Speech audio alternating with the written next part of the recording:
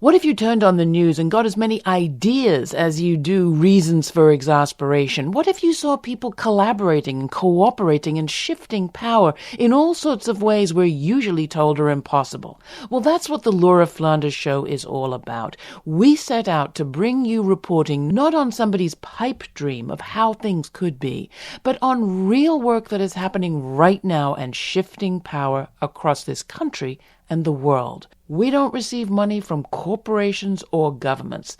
We're backed by you, our listeners and supporters. So pony up some support today at lauraflanders.org. Hi, I'm Laura Flanders, and this is the Laura Flanders Show, the TV and radio program that seeks to raise radical spirits by interviewing forward-thinking people with real-life models of shifting power from the few to the many in the worlds of arts, entrepreneurship, and governance. Just days before the anniversary of activist Marielle Franco's assassination in Brazil, prosecutors there charged 2 former police officers with her murder.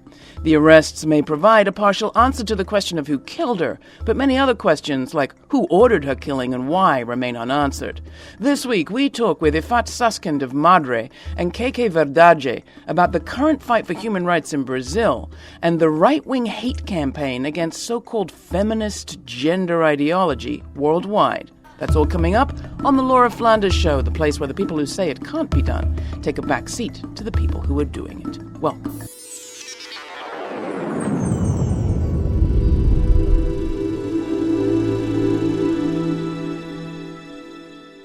Gender ideology, as delegates to the UN's annual meeting of the Commission on the Status of Women well know, a mysterious term has started cropping up in human rights debates. It's the assertion that replacing the word sex with gender is part of a global feminist conspiracy to destroy the family, ruin society, steal your kids, and who knows what else. Gender ideology is something that the reactionary right is keen to stir alarm about, and it's having an effect, casting feminists and their friends as enemies of the state and influencing elections, like last year's in Brazil, where new President Jair Bolsonaro has promised to remove LGBTQ content from the high school curriculum as part of a greater purge of what he calls Marxist rubbish. What is the U.S. role in all of this, and what are in-country groups doing to fight back? A woman with a front seat to what's going on is Ifat Susskind. She's the executive director of Madre, which partners with grassroots women-led groups from Nicaragua and Haiti to Kenya, Palestine, and Iraq. Old friend of mine, Ifat, welcome to the program. It's been a while. Before we dive into the gloom and doom of what you're up against, I think it is also worth taking a moment to reflect on what you think's been accomplished over these years. Madre's, 35 years old? Madre is 35 years old, in some ways doing exactly what the founders set out to do in the 1980s. The world has changed, strategies have changed, principles have remained rock solid, which I think is what the organization owes its success to. And I think that the success of Madre is the success of radical social movements all around the world. And that we are seeing, especially in this moment, a real kind of flowering. And, I think many of us who are in this work have a sort of, best of time, worst of times kind of feeling about where we are in the world. Into the middle of it flies this new term, but a sort of familiar scenario, something scary being talked about that puts a lot of that work at risk. Gender ideology. When did you stop hearing about it? I think that it's good to locate the beginnings of gender ideology way, way back in 1994, 1995, and those 2 years being the UN conference in Cairo on population and development, and the year after being the Beijing Women's World Conference. And I say that because I think that those two moments represented kind of a watershed in feminist movements winning, movements winning a kind of mainstreaming of what they've been claiming all along, and starting to see that reflected in women's rights to human rights, reproductive justice ideas, LGBT is part of this whole story. Right. And so what now is being called gender ideology really started way back then. And it began on the part of the Vatican and other, kind of groups that play an extremist role inside the UN system. I think, though, it's important to understand why we're talking about it now. Right. Which is, as you said, it has a kind of new lease on life, this sort of shape-shifting term. It's really just a container for anything that the religious right doesn't want to see happening. And it is, as you said, a really important galvanizing term right now and really has a lot of utility for authoritarianism. And that's why we're seeing its strong reemergence. How are you seeing it play out in the places that you work, maybe in the groups that you work with or ones that work with them? Well, I mean, I'll give you just sort of an anecdotal example. We were recently talking to a partner of ours, a group of indigenous women in Guatemala who are doing amazing, amazing work reclaiming areas of land where their parents and families were massacred in the 1980s under the watch of the likes of Elliott Abrams. And those communities of women are dealing with the generational trauma by doing Mayan ceremonies on these pieces of land and then doing incredible things like building playgrounds and turning them into soccer fields and food gardens. And that work of indigenous women in Guatemala very recently was designated as witchcraft by an evangelical church in Guatemala. What we know is that overwhelmingly, both in Latin America and in Africa, a lot of the right-wing religious organizations, churches in the communities of our partner groups are funded and receiving marching orders from U.S.-based evangelicals and religious right-wingers. And when I say marching orders, I mean things like they will get grant money from a church in the U.S. on the condition that they disassociate from progressive groups. Mm-hmm. In Brazil, I had a chance to interview the leader of the opposition, Haddad, and he described the statistics they had uncovered on who voted. Something like 1 in 3 of the voters in the presidential election in that country last year had been mobilized by a Pentecostal church. Most of them with relationships to the United States, and this language of gender ideology being bandied about constantly. How do you tackle it, and how do the people you work with tackle it? I mean, I think there's a few layers of how we respond, and the first layer is protect people who are under attack. Absolutely. I mean, it's the same thing that we're doing in the U.S. right now. Right? What are the circles of support that we need to be building? And a frontline thing is making sure that people whose lives and communities literally are under attack are receiving protection. But also, as we're generating that kind of resistance, always remembering that we can't only be resisting, right? We have to hold on to what is the vision that we're trying to create, and that is of a society where there is space for feminist ideas about, how we want to live and what our family should look like and what is the role of government and what is the responsibility of government to a diversity of citizenship. All, that whole gamut of questions I think we have to keep as kind of like a North Star of we're not just reacting against the reaction of the right wing, right? And I think that we know that the way that gender has functioned so far has been one of the most powerful tools of patriarchy, which is to keep, to keep women subservient, to say that there is no role in this world for people who are gender diverse or who have a sexual orientation that's not heteronormative. The right is sending around things saying, in advance of the UN meeting, for example, beware, real women and girls need to stand up against those who are trying to hijack our issues with their transgender agenda.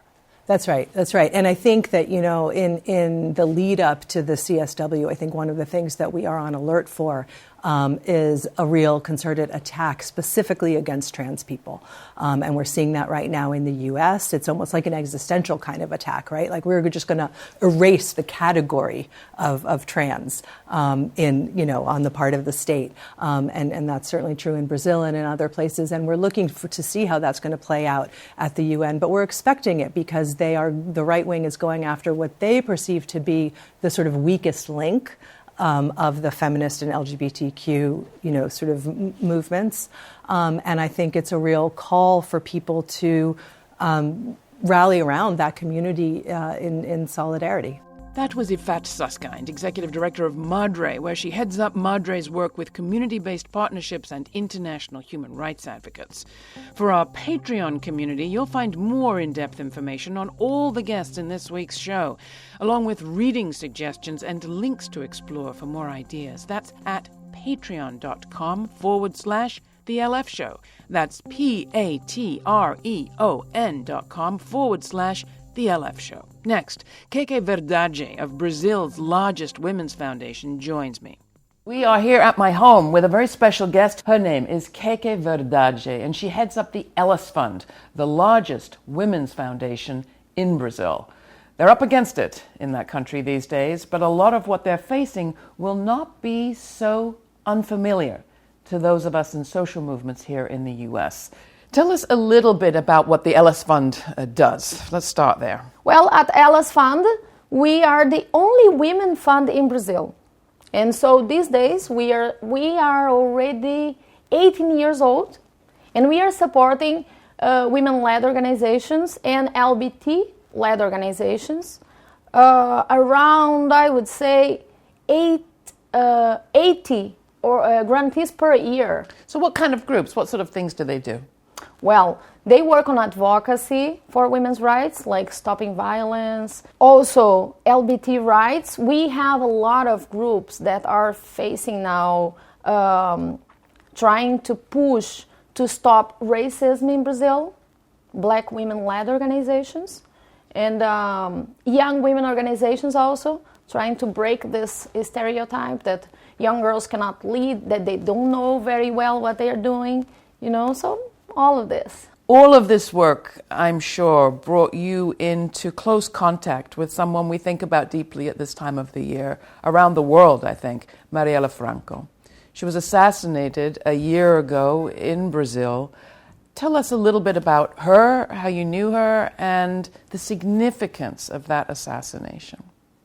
Yeah, Marielle Franco was an amazing person, amazing activist.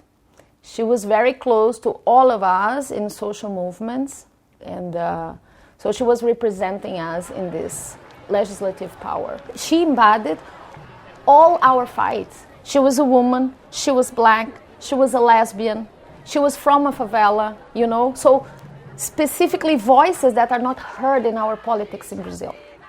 So her assassination last year was very traumatic. Well, I could say a lot about the person, but I won't because I don't want to cry with you now, and she was a close friend. But I would like to say about the trauma that it was for social movements. She was representing human rights movements in general. So when she got assassinated, we couldn't see from our government action, and actually it felt for some social movements like a straight message against those voices. These people cannot be participating in policy so much, in politics so much. So it was really traumatic. So fast forward to the fall of last year, 6 months after the assassination of Marielle Franco, city council member in the city of Rio, we have the elections. And we have the election of Bolsonaro. What can you tell us about him and the relationship between those two events, or were they related? After her assassination, we start to listen in social medias and around society in general, a lot of hate speech. Hate speech starts to rise in Brazil, which was not common at all. So there is a lot of hate speech, including against Marielle, talking things like, oh, probably she if she was from a favela, probably she would be connected to drug trafficking, for example. There was a lot of hate speech against LGBT community, as for misogynic hate speech against women in general. Mm-hmm. It seemed that the people who were engaging in this hate speech, actually, they were supportive of Bolsonaro's candidacy, So now he's elected, and what are you seeing? Well, then it went even worse. Because once he was elected, somehow these people who are spreading hate speech, they felt in a comfortable way, they felt comfortable and legitimized, by his election. And so we are seeing this hate speech getting more brutal and each time more easy to find, So I would imagine that you are kind of on the front lines of all of this. Visible, leader of a women's foundation, focused in part on LGBT issues and LGBT issues. What's it like for you, just on the streets and then in your work? I mean, it was complicated because there was something so crazy about this hate speech and fake news. I know you have experienced something like this in the previous election here. So they were connecting, for example, women's movement to left-wing parties, for example, which we know that is not like that, right? We know that women's rights are difficult to achieve even if a left party is in power or a right party is in power. There are no guarantees that we are going to achieve women's rights, right? But some of those hate speech were against activism. And there is also now atmosphere of criminalization of social movements. We see rising a bit of repression against social movements from this new government. And there is, of course, a lot of demands and needs from democratic social movements led by women, towards allies asking for support, in many ways. So we know in this country that our media tend to portray hate speech online and aggression against social movements as sort of a naturally occurring phenomenon. How do you explain it? Are there visible sources of this aggression towards your groups, meaning organized sources, or is it just random individuals? Well, I would say that our main concern about this is how this hate speech or this intolerance becomes a public policy or become main strategies of our government. So for example, in terms of we used to have a women's ministry. We no longer have. It was mixed together, women's ministry and human rights ministry, and then they have added a family minister. And then they say, for example, that to put all this together means that human rights are no longer for minorities. Now is a broader perspective, human rights for everybody. I don't know what to think about this, but we fear a lot because it's a perspective that the previous understanding of human rights was like just for a few people or something like this. Actually, is not like that, and also there is this family concept coming up. And what they understand by family is this very narrow perspective of a family. It's just a man and a woman and their children. Other sorts of families are no families at all. So you're hearing much of the same things that we hear here. The response to Black Lives Matter is, well, all lives matter. Police lives matter. The response to LGBT people asking for their families that have always been excluded to be recognized is to say all families should be recognized. By shedding differences, you miss the discrimination that's happened, and you're really incapable of addressing it. Exactly. This is our worry, because it is becoming public policy. This is the Laura Flanders Show. I'm Laura. My guest is KK Verdade of the Elas Fund, a foundation for and by women in Brazil. We caught up when she was making a quick visit to New York.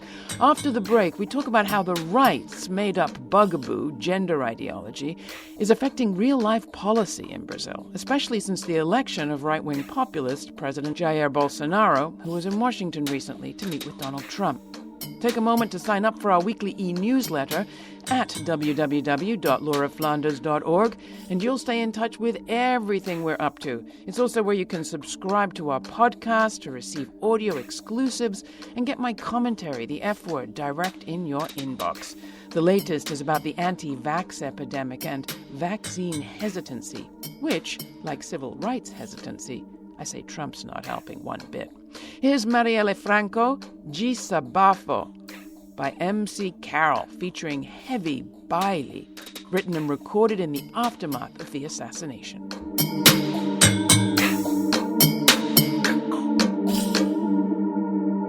Vocês querem nos matar, nos controlar, vocês não vão nos calar. Mesmo sangrando a gente vai dar. Pra marchar e gritar, eu sou Marielle Cláudia, eu sou Marisa. Eu sou a preta que podia ser sua filha. Solidariedade, mais empatia. O povo preto tá sangrando todo dia. Eu não aguento mais viver oprimida nesse país sem democracia. Tô me sentindo acorrentada, desmotivada. Eu também naquele carro fui executada. Eu tenho ódio, pavor, eu sinto medo. A escravidão não acabou, estou matando negro. Estou cansado de ser esculachado, roubado, oprimido, preso, forjado. Preto aqui não tem direitos. Não tem direitos. Mulheres pretas aqui não tem direitos. Não tem direitos. Temos que aguentar a dor. Sou obrigada a parir o filho do meu estrupador. O poder é opressor, manipulador. Eles batem até em professor. Nem sempre eu sou tão forte, mas vou tá lá, gritando contra a morte, gritando contra o poder machista branco. Presente hoje é sempre Marielle Franco. Marielle Franco. Marielle Franco. Marielle Franco.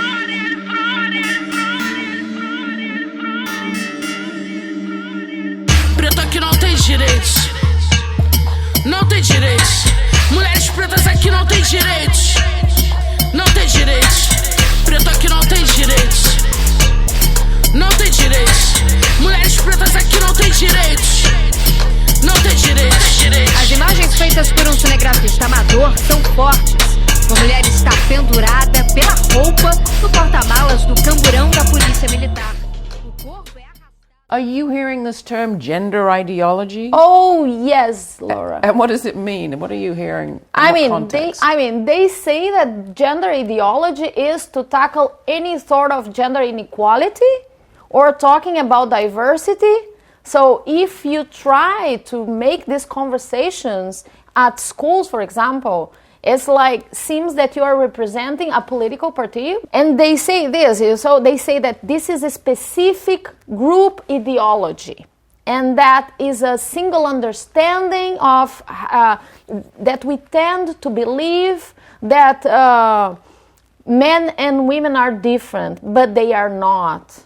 You know, that everything is fine, that we should not tell boys and girls that they can choose their gender, for example.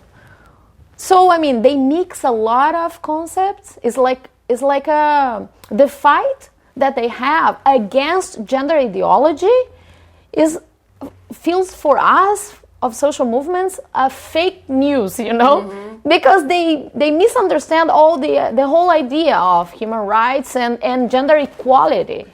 It sounds very much like what we saw in the States in the early 90s, where right-wing organizations, especially media organizations, released videos and programs about the gay agenda, which was their take on LGBT people asking for any rights, any equality. There was a insidious, dangerous, scary-seeming gay agenda.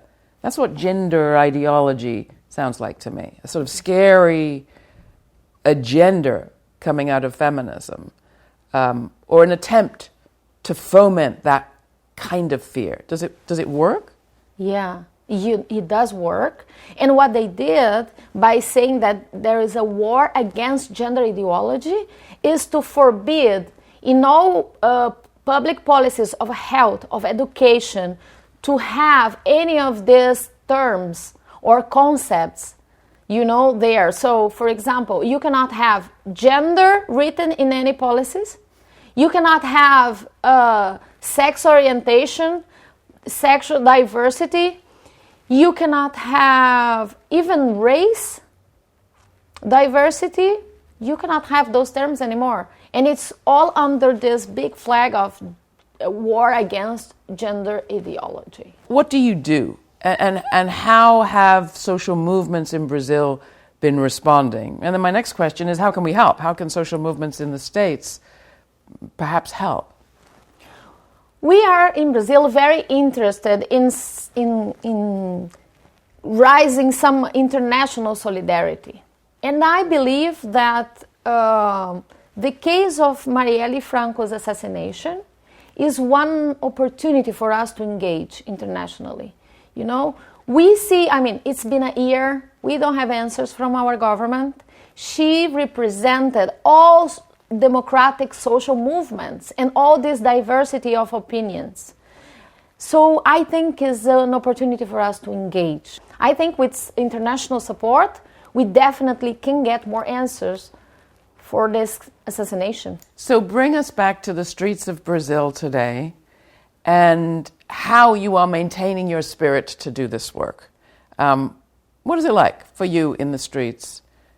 And will it be safe for people to be protesting around the assassination of Marielle this year? Yeah, thank you for bringing this. Actually, what we have seen is that some of the protests have been repressed in any way.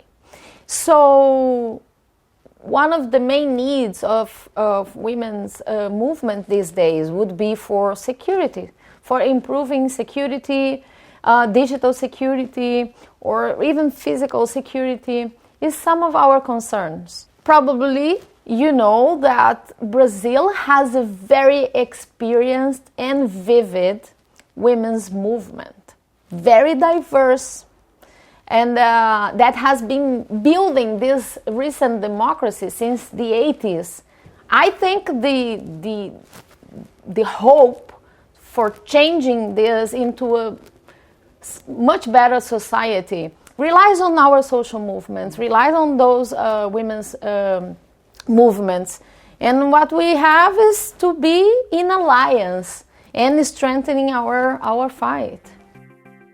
That was KK Verdade of the Ellis Fund in Brazil. You can find more information about her and Ifat Suskind, who you heard from earlier from Madre, at our Patreon site. That's www.patreon.com/The LF Show.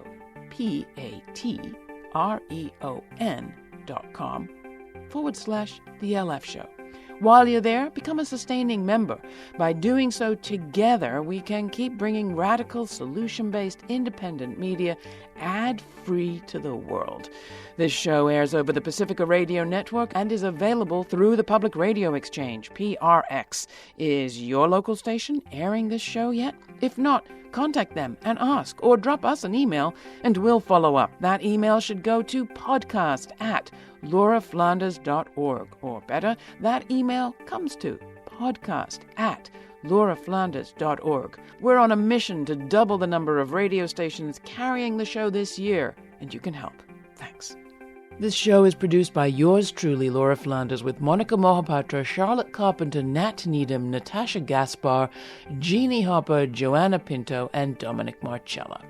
The Laura Flanders Show is made possible from the Novo, Ford, Tomcat, Cloud Mountain, and Fonda Foundations, as well as by listeners like you. So thank you.